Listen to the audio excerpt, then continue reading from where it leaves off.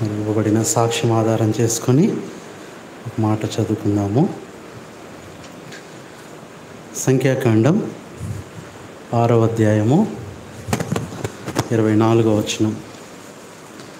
సంఖ్యాకాండం book of numbers 6th chapter verse 24. అందరం చదువుదాం. 6:24.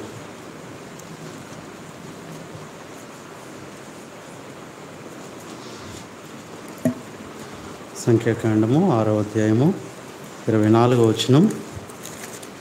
అందరం కలిసి చదువుదాం. బైబిల్ ఉన్న వాళ్ళందరూ కలిసి తీయండి. మనందరం కలిసి మాట చదువుదాము.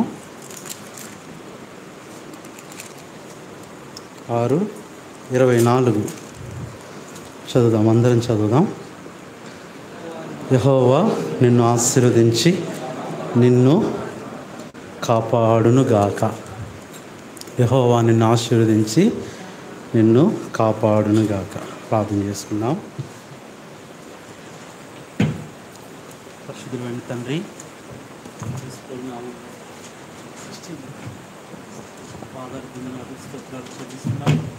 మమ్మల్ని ప్రేమించి ప్రభువా మాకు ఇచ్చిన శ్రేష్టమైన సమయాన్ని బట్టి మీకే కృతజ్ఞతాస్తుతులు వందనాలు చెల్లించుకుంటున్నాం.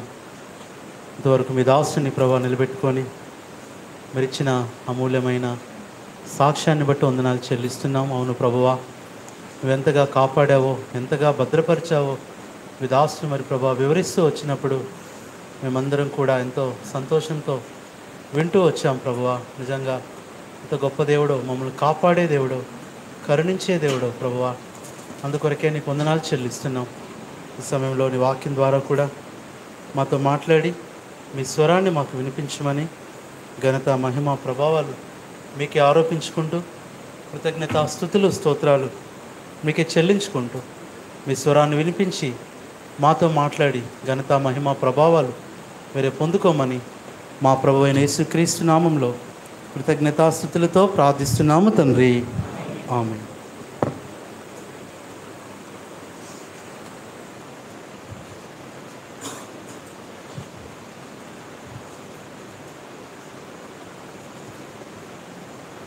ఇశ్రాయేలులను మరి దీవించేటప్పుడు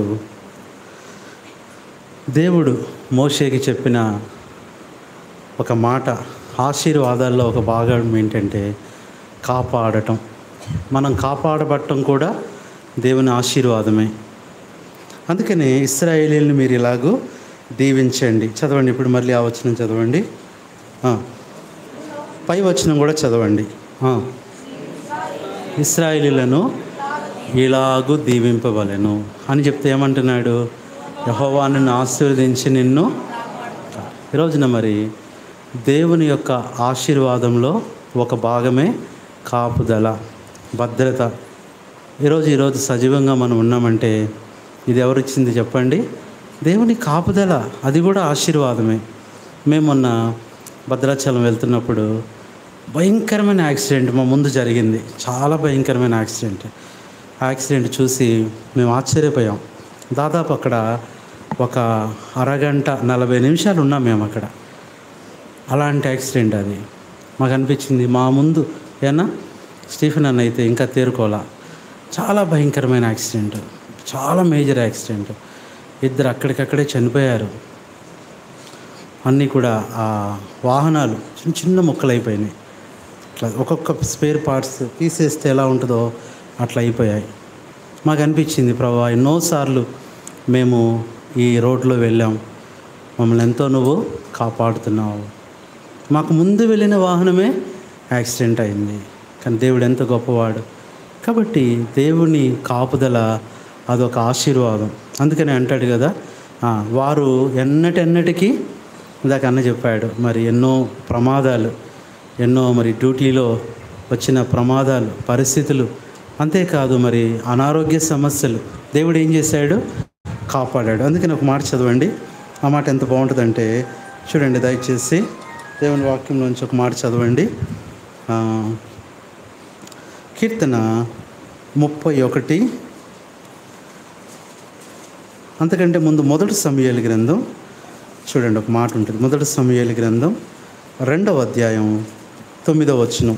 1 సమూయేలు గ్రంథం 2వ అధ్యాయం 9వ వచనం చదవండి.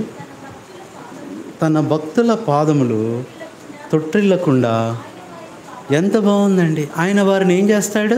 కాపాడుతాడు. వారిని అనే దగ్గర మనం ఉన్నాం ఈరోజు. మరి అన్నయ్య కాదు, మనం కూడా సాక్ష్యం చెప్పమంటే ఎంత కాపాడాడు దేవుడు. ఎన్ని మరణ పరిస్థితులు, ఎన్నోసార్లు మనం ఏమవ్వాల్సింది, మరణించాల్సింది. ప్రమాదాల ద్వారా, అలాగే అనారోగ్యాల ద్వారా, ఎన్నో పరిస్థితులు. ఇందాక అదే మనం పాడుతూ వచ్చాం.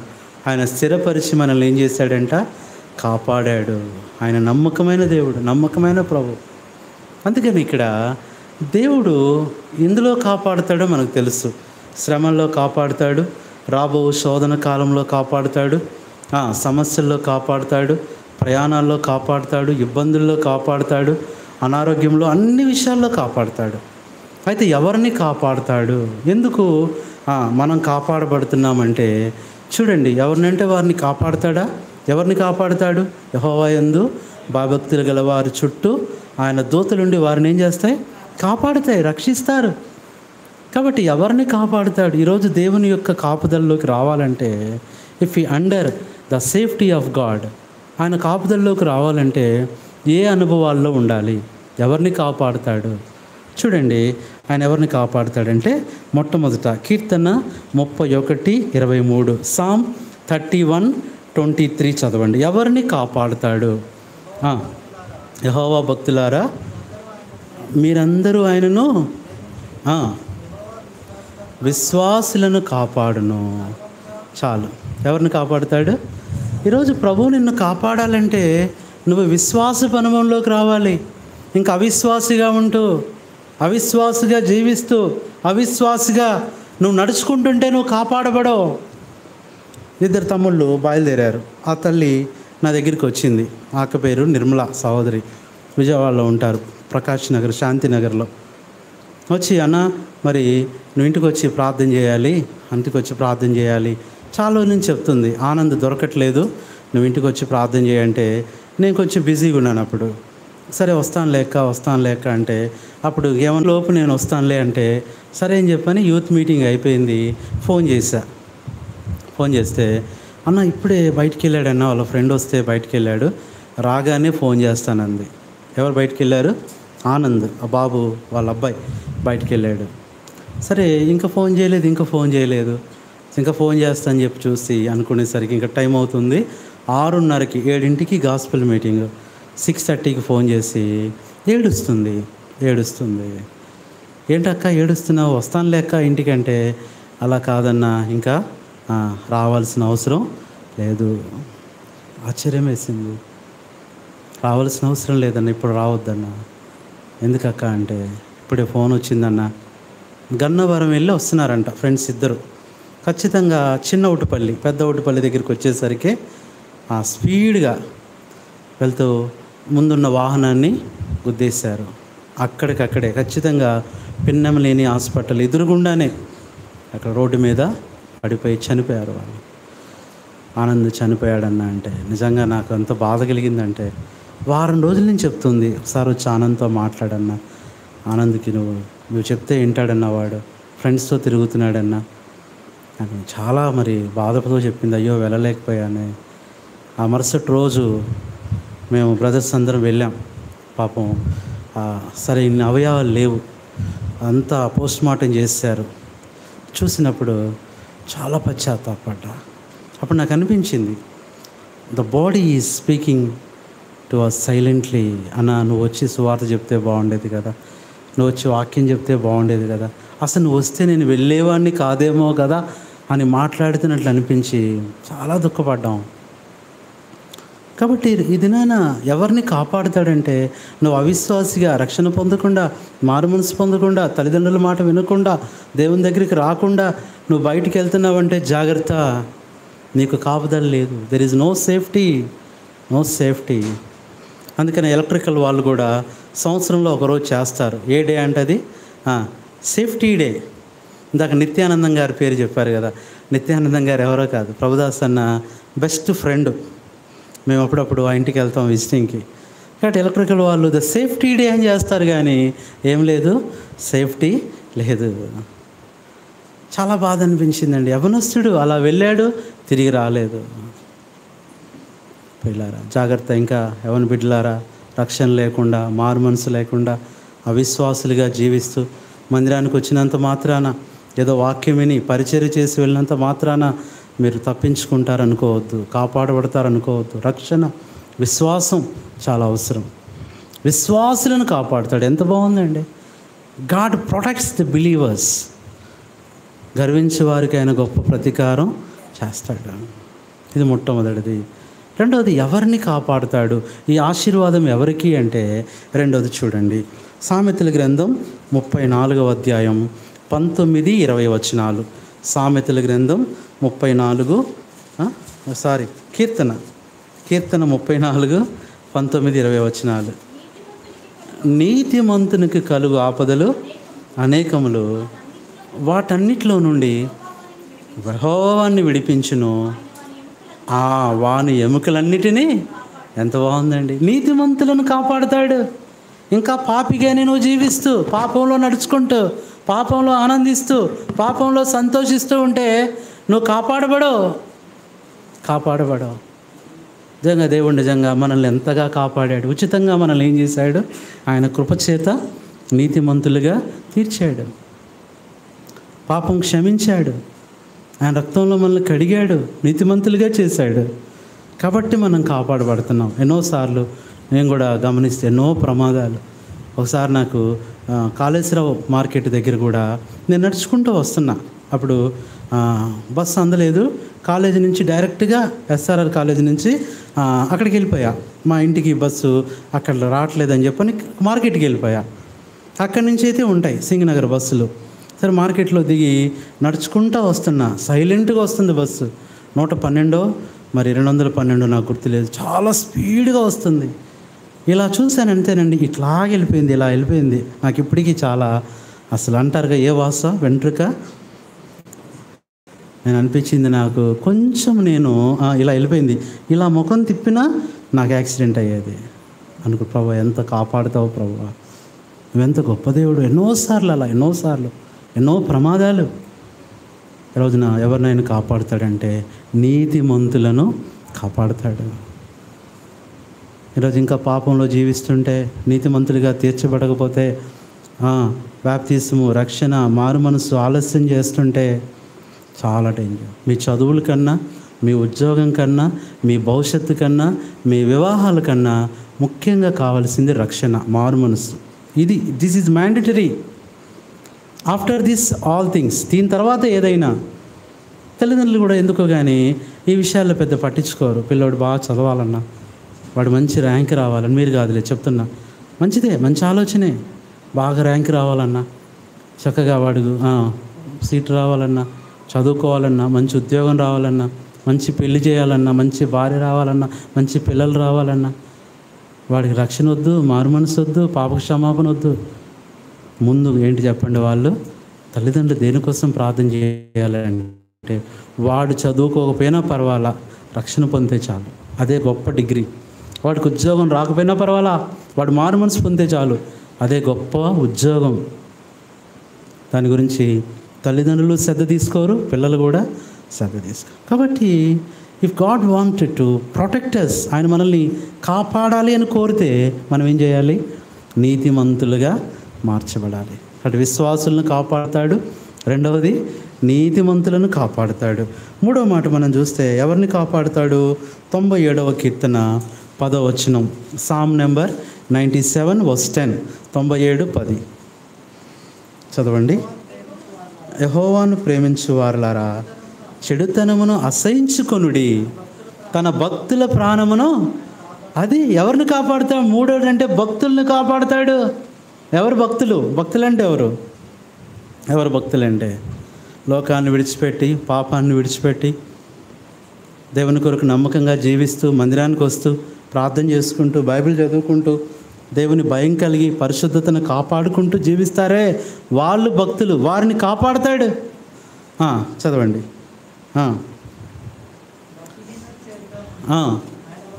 అదే కాపాడుతాడు, విడిపిస్తాడు. ఎవరిని కాపాడుతాడంట?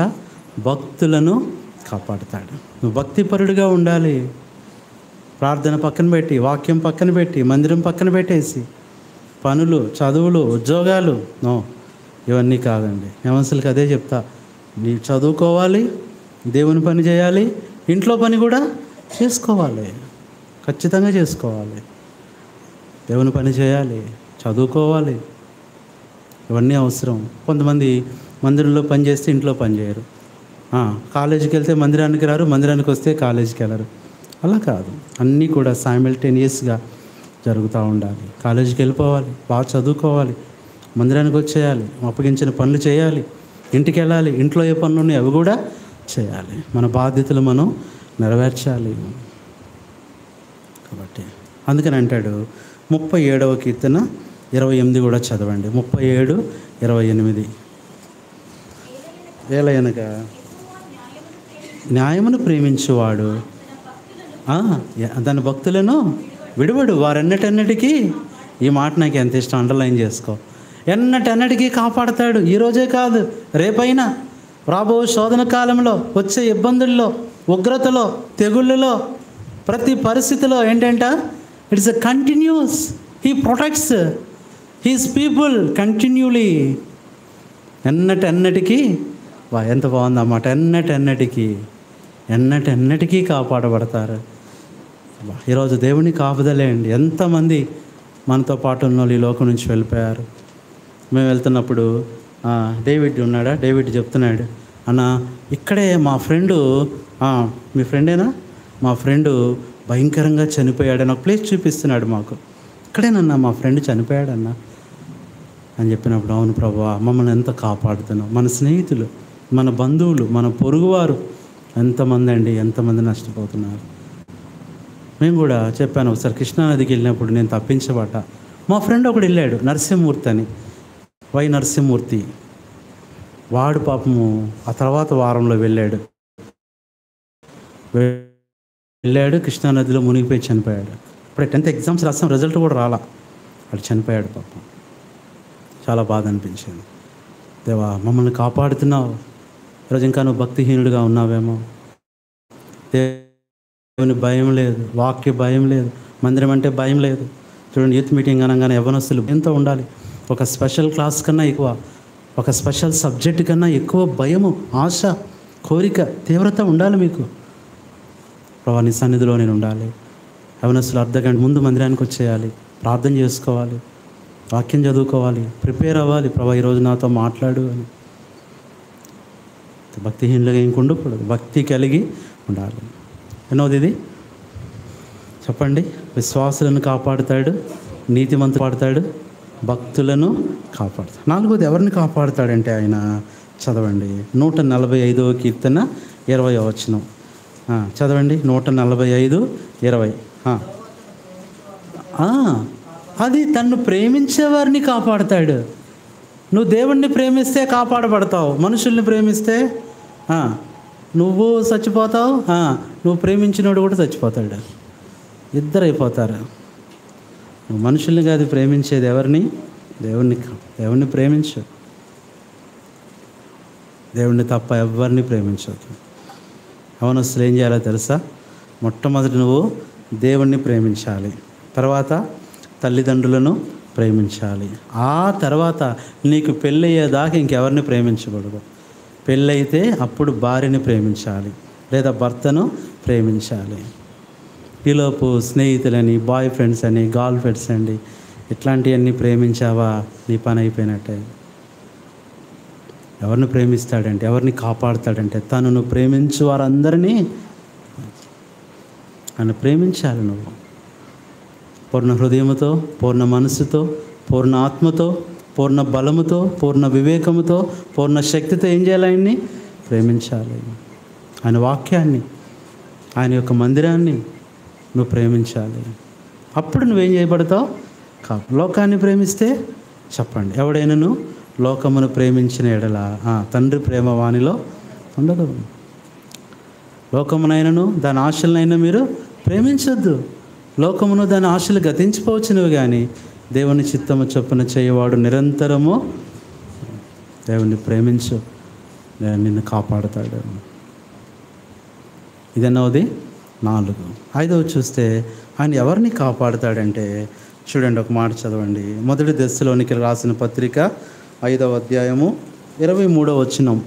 దశలోనికి రాసిన మొదటి పత్రిక 5వ అధ్యాయం 23వ వచనం. సమాధానకర్తయగు దేవుడే అది పరిశుద్ధపరచబడిన వారిని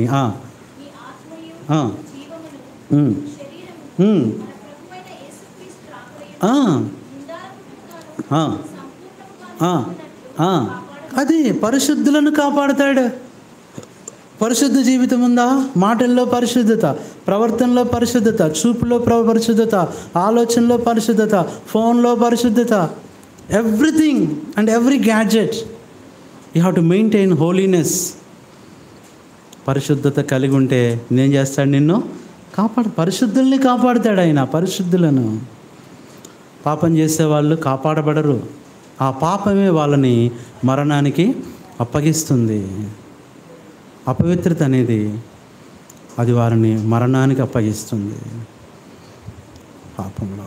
కాబట్టి ఎన్నోది ఇది జస్ట్ అవుట్లైన్సే చెప్తున్నాను మీకు. దేవుడు నిన్ను కాపాడాలంటే, రేపు దినాన నువ్వు ఇంకా ఆయుష్ నీకు ఉండాలంటే, అందుకని అంటాడు, ఎందుకు నువ్వు అకాల మరణం పొందుతావు, తగిన కాలం కంటే ఎందుకు నువ్వు ముందుగా మరణిస్తూ ఉంటాడు ప్రసంగి. కాలానికి ముందే వెళ్ళిపోతున్నారు చాలామంది. ఎన్ని చూస్తాను చెప్పండి? 5. 6వది మనం చూస్తే ఎవరిని కాపాడుతాడంటే ఆయన, చూడండి దయచేసి, 1 పేతురు 1వ అధ్యాయం 5వ వచనం. 1 పేతురు 1వ అధ్యాయము 5వ వచనం చదవండి. కడవరి కాలమందు సిద్ధముగానున్న రక్షణ మీకు కలుగునట్లు, అదే రక్షింపబడిన వారిని కాపాడుతాడు. ఇంకా రక్షింపబడలేదా, రక్షణ పొందలేదా యవనస్తులారా, మీ రక్షణ కొరకు మీరు తొందరపడాలి తెలుసా. రక్షణ విషయమై ముందుకు రావాలి. నేను రక్షించు ప్రభువా, నన్ను రక్షించు. తల్లిదండ్రులు చెప్తూ ఉంటారు రక్షణ పొందు, మారు మనసు పొందని. అలాగే పెద్దలు చెప్తానే ఉంటారు, సేవకులు చెప్తానే ఉంటారు. కానీ మనం ఏం చేయం? రక్షణను నిర్లక్ష్యం చేస్తాం. అందుకని అన్నాడు, ఇంత గొప్ప రక్షణను నిర్లక్ష్యం చేసిన ఎలాగో తప్పించుకుంటావు. రక్షింపబడు, అప్పుడు దేవుని శక్తి చేత కాపాడబడు. రక్షణ లేకుండా ఉన్నావా ఇంకా? ఎవరి బిడ్డలారా, అలాగే రక్షింపబడిన మనం ఆ రక్షణను భయంతో వణుకుతో కొనసాగించాలి. రక్షణని విడిచిపెట్టకూడదు, రక్షణను వదిలేయకూడదు, రక్షణను మర్చిపోకూడదు. అప్పుడు మనం కాపాడబడం. దేవుని కాపుదల్లో ఉండాలంటే ఇది 6వ లక్షణం. 7వది మనం చూస్తే ఎలాంటి వారిని ఎట్లాంటి పరిస్థితుల్లో కాపాడుతాడంటే, ప్రకటన గ్రంథం 3వ అధ్యాయం 10వ వచనం. Revolution 3rd chapter verse 10. ప్రకటన 3:10 చదవండి. నీవు నా ఓర్పు విషయమైన వాక్యమును, అది వాక్యము చదివి, వాక్యము విని, వాక్యము గైకొనే వారిని గనుక శోధించుటకు లోకమంతటి మీదికి రాబో శోధన కాలంలో నిన్ను కాపాడుతాను. మీకు తెలుసు కదా, భయంకరమైన ఇది వచ్చింది గుజరాత్లో. ఏంటి? భూకంపం వచ్చిందా? భూకంపం వచ్చింది. అప్పుడు మనం చిన్న స్కూల్ ఏజ్ అనుకుంటా, చాలా ఇంకా భయంకరమైన భూకంపం. ఎప్పుడన్నా వచ్చింది అది? 80, 90, 91, 90 నిన్న వచ్చిందా?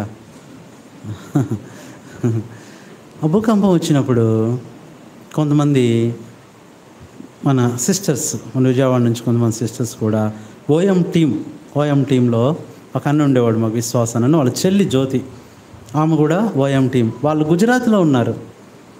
అప్పుడు భూకంపం వచ్చేసింది భయంకరంగా, చాలామంది చనిపోయారు. అన్ని టీవీల్లో న్యూస్ వస్తూ ఉన్నాయి. అందరూ అనుకున్నారు ఇంకా అంతా ఇదైపోయింది కదా, వీళ్ళు కూడా వీళ్ళ అపార్ట్మెంట్లో ఉంటారు, 5th floorలో ఉంటారు. ఓఎం టీం, సిస్టర్స్ టీం అంటారు. సిస్టర్స్ ఒక 5 ఉంటారు ఒక్కొక్క ప్రాంతంలో. విజయవాడలో కూడా ప్రకాష్ నగర్లో ఉండేవాళ్ళు ఓఎం సిస్టర్స్, అక్కోళ్ళు. వాళ్ళు ఏంటంటే సువార్త చేయటం, మళ్ళీ అక్కడ చదువుకోవటం, మినిస్ట్రీ అనమాట అది. బైబిల్ కాలేజ్ లాగా ఆపరేషన్ మొబిలైజేషన్ ద్వారా. సరే వాళ్ళు చనిపోయి ఉంటారు, జ్యోతి చనిపోయి ఉంటుంది అనుకున్నాము. అయితే ఒకసారి మందిరానికి ఫోన్ చేసి సేవకుడికి చెప్తుంది, అన్న మాకేం అవ్వలేదు, మేము బాగానే ఉన్నాము. ఆశ్చర్యం వేసింది.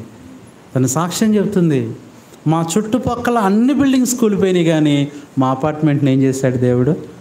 ఎప్పుడైనా పిలుస్తాను జ్యోతిని ఇట్లకి, సాక్ష్యం చెప్పిద్ది. జ్యోతి అక్కనమాట, మంచి సాక్ష్యం చెప్పింది. ఆశ్చర్యం అండి. కారణం ఏంటంటే ఆ టైంలో వీళ్ళు మార్నింగ్ డివోషన్లో ఉన్నారంట. ఆరాధన చేసుకుంటూ ప్రార్థన చేసుకున్నారు టీం. ఏదో పెద్ద పెద్ద శబ్దాలు వస్తున్నాయంట, అయినా ప్రార్థనలు ఉన్నారు. ఏం జరుగుతుంది. ప్రార్థన అయిపోయాక లేచి కిటికీలోంచి చూస్తే చుట్టుపక్కల అన్నీ పడిపోయాయి.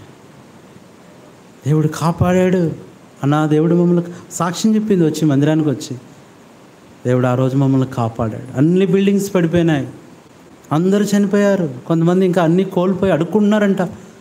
ధనవంతులైన స్త్రీలు వాళ్ళు ఆకలితో వెళ్ళే లారీల దగ్గర అడుక్కుంటున్నారంట. అన్నీ కోల్పోయారు. కానీ దేవుడు మాకేమిచ్చాడు, మమ్మల్ని 1 month మేము తెచ్చుకున్న ప్రొవిజన్స్ కూడా ఏమవకుండా. ఇంకేం చెప్పిందంటే సాక్ష్యం, ఆ అపార్ట్మెంట్లో వీళ్ళని ఖాళీ చేయించడానికి చూస్తున్నారంట మిగతా వాళ్ళు. ఈ అమ్మాయిలు ఏంటి ఎప్పుడు పని పాట లేదు, యవనస్తులై ఉండి ఎప్పుడు చూసినా పాటలు పాడతారు, పుస్తకాలు తీసుకొని బయటికి వెళ్తారు, పుస్తకాలు అమ్ముకుంటారు, ఏంటి యేసుప్రభు గురించి చెప్తారని అపార్ట్మెంట్లో ప్రతి ఇంటి వాళ్ళు, ప్రతి ఫ్లాట్ వాళ్ళు కూడా ఏం చేస్తున్నారు, వ్యతిరేకంగా ఉన్నారు. నీ పిల్లల్ని ఖాళీ చేయించాలి, తిట్టడం, వాళ్ళు కనపడంగానే వచ్చారమ్మా వీళ్ళు భక్తురాళ్ళు అని తిట్టడం, అసహించుకోవటం. వాళ్ళు ఒకటే అన్నారంట, అమ్మ మేము బతుకున్నాము అంటే కేవలం నీ ప్రార్థన, మీ దేవుడే. అపార్ట్మెంట్ వాళ్ళు అందరూ వచ్చి అడిగారంట, చెప్పారంట. అందరికి ఆశ్చర్యం, పేపర్లో కూడా ఈ బిల్డింగ్ ఎలా ఉంది, ఈ అపార్ట్మెంట్ ఏమైంది, ఇదేమన్నా స్ప్రింగ్లు వేసి కట్టారా? కాదు, మామూలుగానే. వాళ్ళు అక్కడ తన బిడ్డలు ఉన్నారు, పరిశుద్ధులు ఉన్నారు, భక్తులు ఉన్నారు, మిషనరీస్ ఉన్నారు, టీం ఉన్నారు, వాళ్ళు ప్రార్థన చేసే వాళ్ళు ఉన్నారు. ఎంత ఆశ్చర్యం అండి. అందరూ ఇదైపోయినా వాళ్ళని దేవుడు కాపాడాడు. వారిని బట్టి అపార్ట్మెంట్లో వాళ్ళందరినీ కాపాడాడు దేవుడు. ఈరోజు నువ్వు నమ్మకంగా ఉంటే నీతో పాటు నీతో ఉన్నవారిని కూడా కాపాడుతాడు, నీ కుటుంబాన్ని కాపాడుతాడు, నీ చుట్టుపక్కల వాళ్ళని కూడా ఏం చేస్తాడు, కాపాడు. నువ్వు భక్తిహీనంగా ఉంటే నువ్వు నశించిపోతావు, ఇతరులు కూడా నష్టపోతారు. కాబట్టి ఈ రోజున యెహోవా నిన్ను ఆశీర్వదించి కాపాడునుగాక. It's the one of the blessings. దేవుడి ఆశీర్వాదాల్లో ఒక ఆశీర్వాదం ఏంటి చెప్పండి, ద బ్లెస్సింగ్ ఆఫ్ ప్రొటెక్షన్, కాపాడబడే ఆశీర్వాదం. కాపాడాలంటే ఎలా ఉండాలి చెప్పండి? 7 విషయాలు చూసాం. ఏ విషయాలు? ఎవరిని కాపాడుతాడు? విశ్వాసులను కాపాడుతాడు. విశ్వాస జీవితాన్ని కలిగి విశ్వాసంతో నడుచుకుంటూ ఉండాలి. ఇంకా అవిశ్వాసగా ఉన్నావేమో. రెండవది, నీతిమంతులను కాపాడుతాడు, పాపులను కాదు, పాపం చేయవారిని కాదు. వాళ్ళు బయటికి వెళ్ళారంటే మళ్ళీ తిరిగి వస్తారని నమ్మకం లేదు. కానీ చూడండి, నీతిమంతులన్నా భయపడతారు కానీ ప్రమాదాల్లో ఈ పాపులకి భక్తిహీనులకు భయమే ఉండదు. మాకేమవుద్దన్నా అంటారు. వాడు భయం విడిచి నిర్భయంగా తిరుగుతాడంట, అకాలమందు పట్టబడతాడు. వాళ్ళలో పక్షి చిక్కినట్లు, గాలానికి చాప చిక్కినట్లు తనకు తెలియకుండానే పట్టబడతారు. రెండవది. మూడవది, ఎవరిని కాపాడతాడు? భక్తులను కాపాడుతాడు. ఆయన భక్తులను ఆయన విడువడు, వారెన్నటెన్నటికీ కాపాడబడతారు. It's a continuous protection. నాలుగోది, ఎవరిని కాపాడుతాడంట? ప్రేమించు వారందరినీ. ఎవరిని ప్రేమించాలి? ఆయనను, దేవుణ్ణి ప్రేమించు వారందరినీ కాపాడుతాడు. ఐదవది, పరిశుద్ధత కలిగిన వారిని, పరిశుద్ధులను, పాపాన్ని విడిచిపెట్టి ప్రభు రక్తంలో కడగబడిన వారిని దేవుడు ఏం చేస్తాడు? ఎందుకంటే వారికి యేసు ప్రభు రక్తం అనేది ప్రొటెక్షన్ ఉంటుంది, కంచి ఉంటుంది. కాబట్టి దేవుని రక్తాన్ని దాటి ఏది కూడా రాలేదు. ఏ తెగులు, ఏ అపాయం, ఏ ప్రమాదం, ఏ శోధన, ఏ మరణం ఆ రక్తాన్ని దాటుకొని రావాలంటే చాలా కష్టం. దేవుడు అనుమతిస్తేనే తప్ప అవి నిన్ను ముట్టలేవు. అందుకని నిన్ను ముట్టినవాడు నా కనుగుడ్డును ముట్టినవాడు. ఎన్ని చూసాం? 5. ఆరోది, రక్షింపబడిన వారిని కాపాడుతాడు. రక్షణ పొంది రక్షణలో కొనసాగుతూ రక్షణను కొనసాగిస్తూ ఉంటే దేవుడు నిన్ను ఏం చేస్తాడు? కాపాడుతాడేమో. రక్షణ పొందలేదేమో, యూత్ మీటింగ్లో తీర్మానం చేసుకో. ఇగో రక్షణ సిద్ధంగా ఉన్నది. తర్వాత 7వది ఎవరిని వాక్యానికి లోబడేవాళ్ళు, వాక్యాన్ని గైకొనేవాళ్ళు, ఓర్పు కలిగిన వారిని దేవుడు ఏం చేస్తాడు? కాపాడతాడు. కాబట్టి అలాగున మరి కాపుదలలో మనం ఉండటానికి ఇంకా ముందున్న దినాల్లో ఎన్నో అపాయాలు, ఎన్నో ప్రమాదాలు పొంచి ఉన్నాయి. ఎన్నో తెగుళ్ళు సిద్ధంగా ఉన్నాయి భూమి మీదకి రావటానికి. ఎన్నో శోధనలు, శోధన కాలం. కరోనా లాంటి వైరస్ వస్తుందని అసలు ఎవ్వరు ఎక్స్పెక్ట్ చేయలే. అంత టెక్నాలజీ పెరిగిపోయింది, అంత మెడిసిన్ వచ్చింది, పవర్ఫుల్ మెడిసిన్స్ ఉన్నాయి, అన్నీ ఉన్నాయి. కాబట్టి ఏ రోగమైనా మందు ఉంటుంది అనుకున్నారు. మందు లేని రోగం వస్తుంది ఎవరు అనుకున్నారా? ఊహించలా. సడన్గా కరోనా రావటం, అందరూ ఆశ్చర్యపోవటం. అందుకని కుదరని వ్యాధి చేత వాడిని ఏం చేస్తా అన్నాడు? మొత్తుతాను. కుదరని వ్యాధి. అయితే దేవుడి కృపను బట్టి ఏం చేశాడు? ఆయన మరలా మనందరికీ కృపనిచ్చాడు, ఆ తెగుళ్ళ నుంచి విడిపించాడు, రక్షించాడు. ఇంకెన్నున్నాయో తెలియదు. కాబట్టి ఇంకా నువ్వు నిర్భయంగా ఉన్నావేమో, రక్షణ పొంది కూడా నిర్లక్ష్యంగా ఉన్నావేమో, మళ్ళీ లోకాన్ని కోరుకుంటున్నావేమో. జాగ్రత్త, నువ్వు తప్పించుకోలేవు. ఇప్పుడు కాపాడబడ్డామని నువ్వేమో సంతోషించాల్సిన అవసరం లేదు. ముందున్న దినాలు ఉన్నాయి. అప్పుడు కూడా కాపాడబడాలంటే నీ యథార్థమైన విశ్వాస జీవితాన్ని నువ్వు కొనసాగించాలి. నిన్న కూడా అక్కడ బోనపల్లిలో, సియోన్లో నేను అడిగా, ఎంతమందికి మీకు కరోనా వచ్చి కాపాడబడ్డారంటే ఎంతమంది చేతులు ఎత్తారో ఆశ్చర్యం వేసింది. కరోనా బోనపల్లి కూడా వచ్చిందా అనిపించింది నాకు. ఎంతో దూరం వెళ్ళిందా అసలు? మేము వెళ్ళటమే ఎంత కష్టమైంది. అంతమంది చూపించారు. కరోనా వచ్చి బతికిన వాళ్ళు ఎంతమంది అంటే చాలామంది చేతులు ఎత్తారు. యవనస్తులు, పిల్లలు కూడా చేతులు ఎత్తుతున్నారు. మీ యొక్క మేలు ఎంత గొప్పదని ప్రభా. కీర్తన 31